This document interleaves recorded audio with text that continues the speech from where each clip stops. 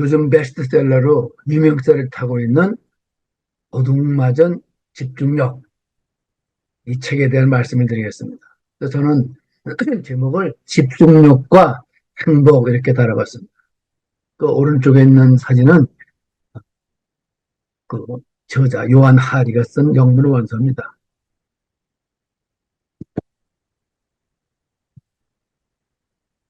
또 어둑맞은 그 집중력, 이 스토울룬 포커스라는 책은 제가 한번 쭉 봤더니 아주 재밌는 책이에요. 하나의 그 여행기처럼 저는 읽었습니다.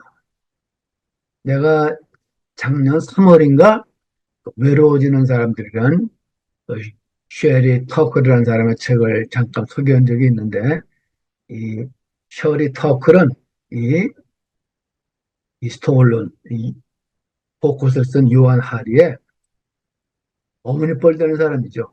내 또래니까.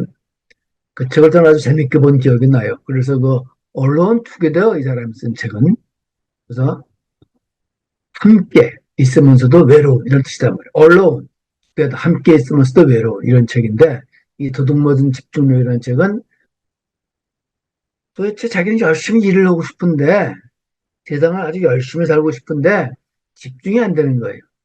아주 세계적인 베스트셀러 작가고 유명한 친구가 됐는데 근데 행복하지 않은 거야.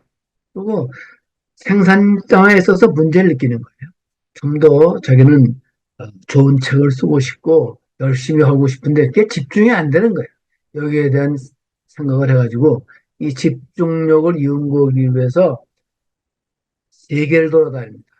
그러면서 세계에서 유명한 학자들 또 실질적으로 뭐 세상 살아가는 사람들 이 모습을 다 보는 거예요. 그걸 집중력이 이 사람들이 있나 없나 이런 데 초점을 맞춰가지고 저는 그래서 재밌게 봤어요. 그래서 이 맨 처음에 서문을 보면 이런 얘기가 나와요. 세계 인터넷 사용자들은 하루 평균 6시간 37분을 스마트폰, 태블릿 PC, TV 같은 스크린을 쳐다보며 살아간다. 무언가를 놓치고 있는 건 아닌가 하는 불안감에 우리는 자꾸 스마트폰을 확인하게 된다. 그러는 사이에 우리는 집중력을 잃고 깊이 사고하는 능력을 잃을지도 모른다. 어떤 이유로 깊은 생각을 할 수 없게 되었는가? 그거는 전환 비용 때문이다. 이 전환 비용이라는 건 영어로 또 이거 스위치 코스트라고 합니다. 이 스위치 코스트 때문에 이 소위 포커스, 집중하는 능력을 잃어버렸다는 거예요. 주의력을 빼앗기는 시간 자체보다도 다시 집중할 수 있도록 돌아가는 데 걸리는 시간이 길다는 게 문제다. 다시 말하면 우리가 스마트폰을 한번 보고 또 일을 하다가 다른 메시지를 보면 이메일이 날라오면 그걸 볼 거 아니에요. 카톡이 날라오면 카톡을 읽는단 말이에요. 근데 이걸 보는데고 카톡에 답장하는 시간은 한 5초밖에 걸리지 않을 수가 있어요. 그런데 이전에 그 일하는 집중 수준으로 돌아가기 위해서는 평균 23분이 걸린다는 실험 결과가 있다. 이것이 전환비용, 소위 스위치 코스트다.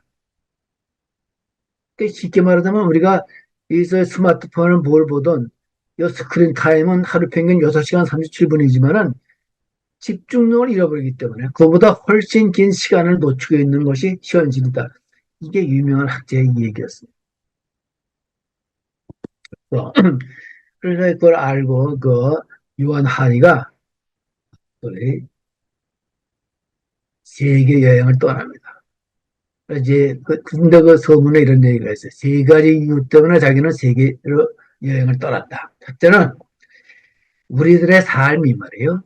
개인 차원에서 이렇게 인디비dual 차원이죠. 개인 차원에서 산만함으로 가득 찬 삶은 회전된 삶이기 때문에. 그러니까 이 소위 사이버 세계에 우리가 살아가는데 앞으로 AI가 또 더 들어가서 더 우리를 사이버 세계로 몰아붙일 텐데 이런 삶이 산만함, 어?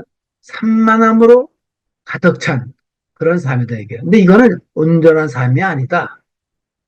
그 예민한 작가의 눈으로 봤을 때 이런 삶을 삶이 아니다고 본 거예요. 또 하나 두 번째 문제는 이 집중력의 문제가 개인에게만 있는 것이 아니다. 사회 전체의 위기를 불러오고 있기 때문이다. 그러니까 이 소위 싼 미국 작가들이 멋있는 게 나이 젊으나 나이가 많으나 그 멋있는 게 어떤 세계적인 차원에서 이 문제를 바라봐요.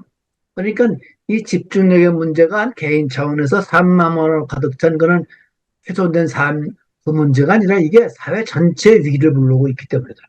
핵심 내용을 거기서 이제 기후 위기 같은 걸 들어요. 이 사람들이 산만함으로 가득 차기 때문에 이 기후 위기 같은 게 일어나면은 거기에 대해서 온 소위 사람들의 힘을 기울여서 그걸 위기를 없애려고 애를 쓰고 거기에 대해 연구를 하고 이래야 되는데 그렇지는 못한다 이거예요. 전부 다 분별된 삶을 살아가고 있기 때문에. 난 여기서 내 감명 깊게 받았어요. 두 번째 규칙에서.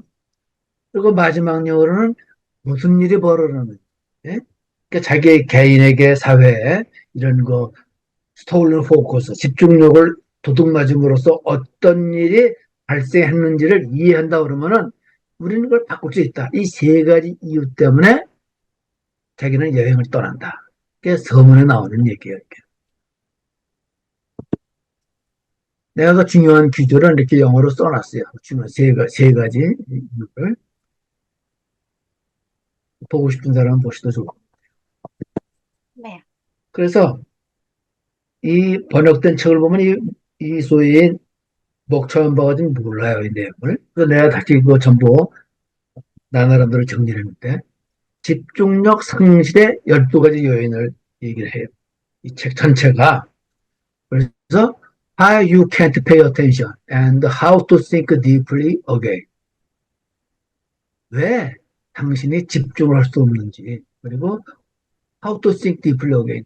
우리가 깊이 있게 사고를 하려고 그러면 생각을 하려고 그러면 어떻게 해야 되는지 여기에 대한 책인 거예요. 이 책은 한마디로 말하면 이게 서브타이틀이에요. 그래서 거기에 12가지 요인이 있다. 나는 12가지 요인에 대해서 다음부터 좀 얘기를 해보려고 그래요. 한꺼번에 다는 얘기를 못하겠지만 짧게 핵심만 좀 얘기를 해보고 싶어요. 12가지 요인은 이런 거예요. 우리가 저기 스마트폰을 보다 보면은 혹은 아이패드나 노트북으로 일을 하다 보면은 이게 너무 빠른 속도로 세상이 변한대요. 그리고 멀티태스킹을 너무 많이 해요. 나는 이제 멀티태스킹 옛날에 직장 다닐 때는 좀 했는데 사실 난 멀티태스킹을 했다 그러지만은 밑에 있는 직원들만큼 그렇게 못했어요. 저는 흉내만 냈지. 근데 안 할 수가 없지. 멀티태스킹을 해야 한단 말이에요. 그러다 보면은 몰입을 못해. 예? 몰입을 못하기 때문에 우리가 예? 집중을 못한다. 또 중요한 세 번째 이유는 잠을 제대로 못 자. 밤에 잠들기 전까지 스마트폰 들고 있는 친구가 많네. 그 학생들만 그런 거 아니에요. 노인들도 마찬가지야. 노인들도 아이고 이게 뭐야 저게 스마트폰이나 노트북에서 유튜브에서 재밌는 얘기가 많이 나오니까는 이걸 많이 보고 있단 말이에요. 근데 잠이 깊게 드나. 노인은 좀 덜한데 젊은 애들은 이거 말도 못하는 거예요. 그러니까 잠을 깊이 못 자니까는 또 일을 할 때 집중을 못해. 그리고 네 번째 이유는 소설 같은 그 책을 사람들이 안 봐. 다이제스트나 보고 뭐 그냥 뭐 이북으로 간당간당하게 보기나 하지. 소설 우리나라 사람들이 옛날처럼 책을 잘 안 봐. 물론 열심히 보는 친구는 있겠지. 이제 대부분은 옛날처럼 책을 안 본다는 거예요. 점점 서점이 어려워져. 다 문 닫아. 그리고 또 중요한 거는 딴 생각을 못 해. 딴 생각. 딴 생각이라는 건 뭐냐면은 그 소위 벤더링이라고 벤더링. 딴 생각을 못 하는 거야. 딴 생각이 못 하는 것이 아니라 딴 생각이라는 게 중요한 건데. 이 소위 뭐 마인드 벤더링이라는 게 이게 중요한 개념인데. 딴 생각을 하면서 나쁜 게 아니라 그게 깊이 있게 생각을 할 수 있는 하나의 그 좋은 수단이라는 건데 자꾸 맨날 집중이 맨날 저기 유튜브나 보고 카톡이나 하고 다른 뭐지 인스타그램 들어가고 트위터 하고 이러다 보니까는 깊이 있게 생각을 못 하니까는 그 딴 생각할 여유도 없는 거야. 이래서 집중을 못하고 또 여섯 번째 이유는 또 주범이 누구냐면 이 테크 기업들이야. 또 이거 트위터를 만들 구글 같은 기업. 특히 그 대물에다는 페이스북이나 인스타그램 같은 이런 대기업들이 이놈들이 지들도 알아요. 지들 자식들은 이 스마트폰을 못 만지게 해. 근데 얘들 목적이 뭐냐면 자기 화면을 깊이 있게 보게 하는 거 아니에요. 그걸 머무르게 하는 거란 말이에요. 머무르게 하는 거예요. 근데 그걸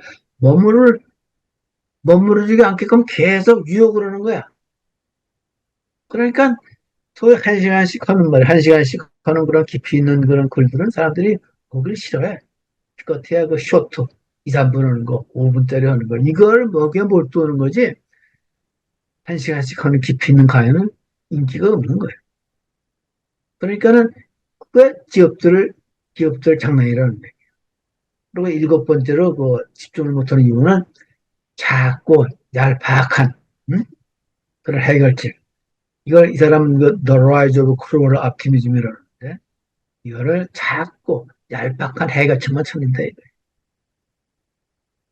깊이 있는 해결책보다. 사이언스나 이런 데 책을 들어가면 깊이 있는 책이 아니에요. 그런 걸 보고 어떻게 깊이 있는 생각을 하는 것이 아니라 그냥 뭐야,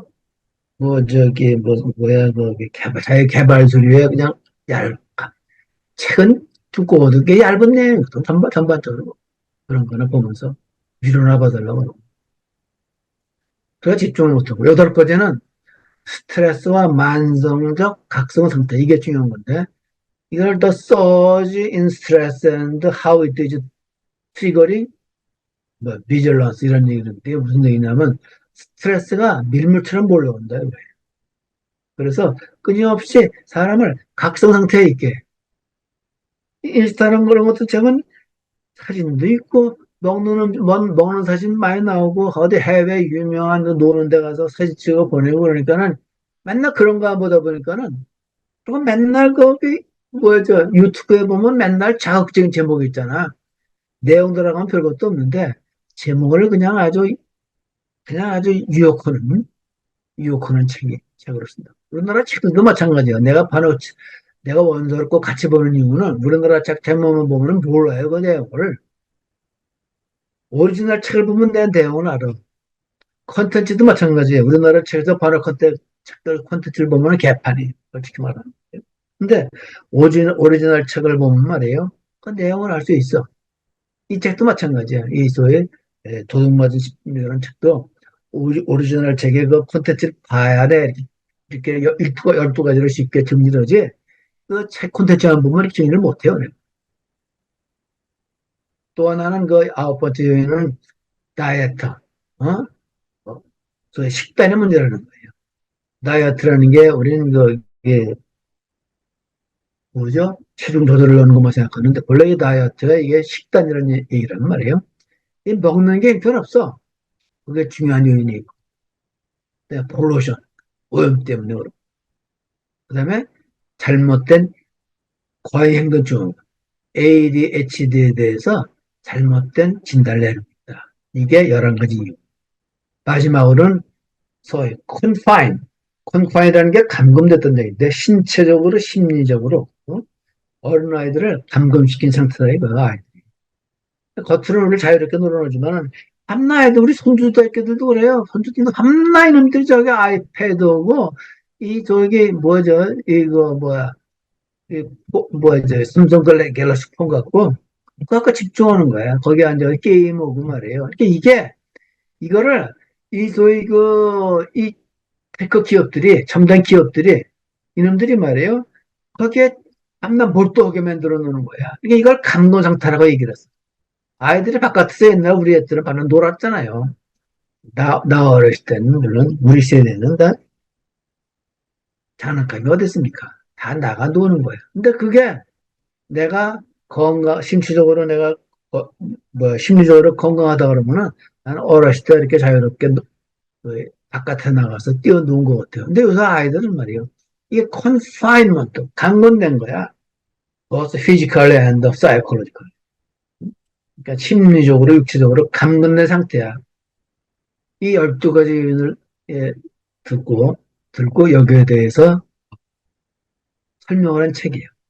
이거를 전 세계 돌아다니면서 각 세계에서 유명한 학자들, 저널리스트를 만나가지고 토론하고, 그 사람들 책을 다 생각을 정리하고 해가지고 이런 깊이 있는 책을 쓴 거야.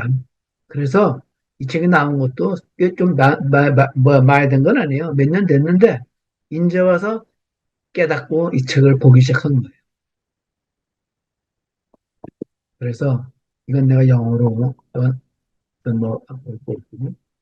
그래서 나는 이 책이 소위 깊이 사고하는 능력을 찾는 여행기다.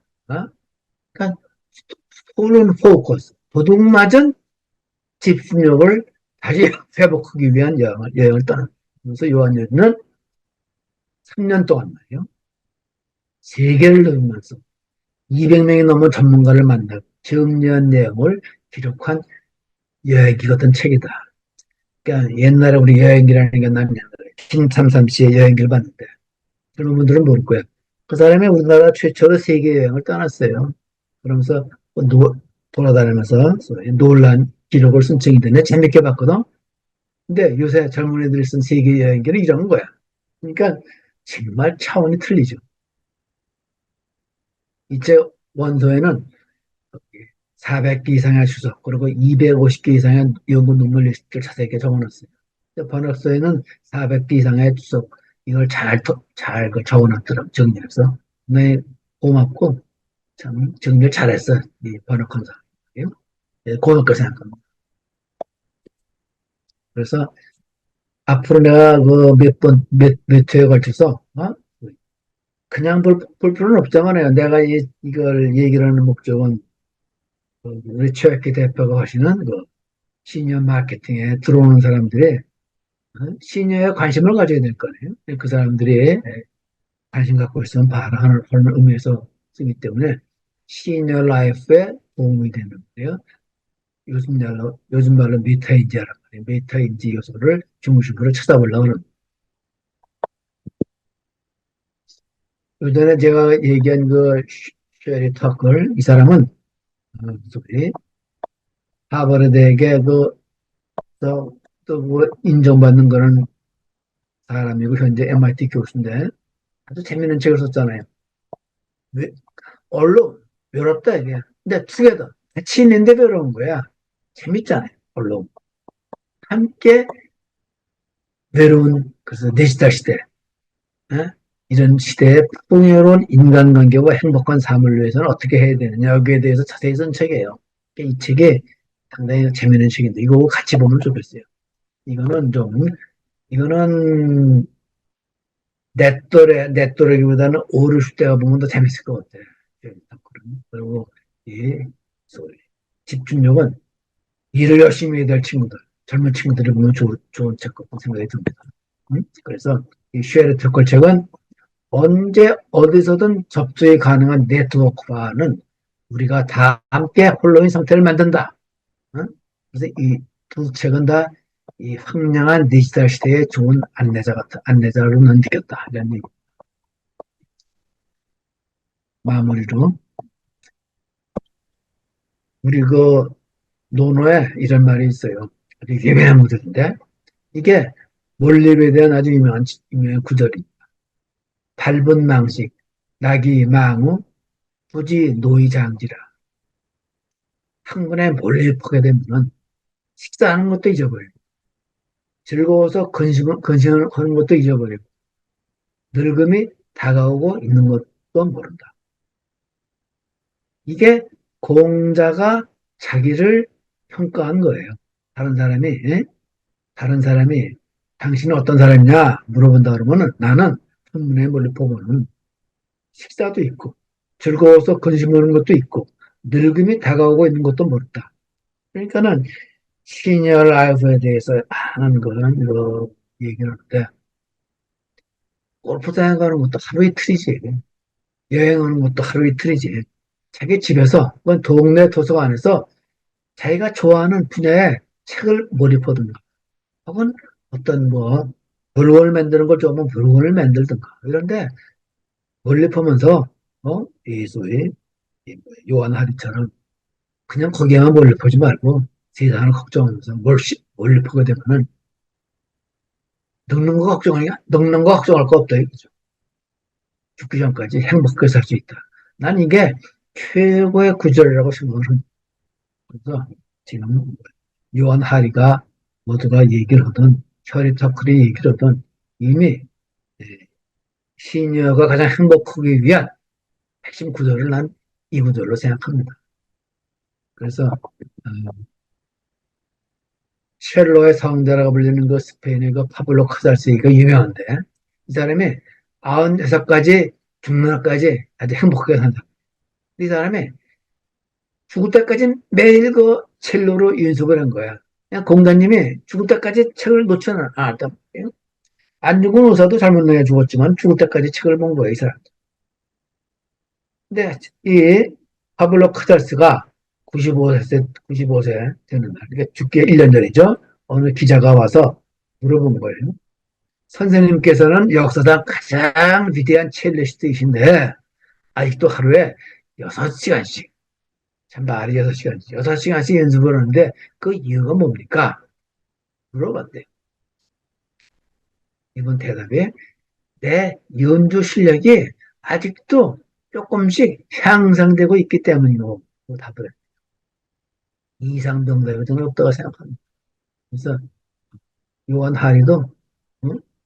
책에 아직 다 읽어보지 않았기 때문에 이 구절이 있는지 모르겠는데 이 구절을 생각을 했으면 좋겠어요.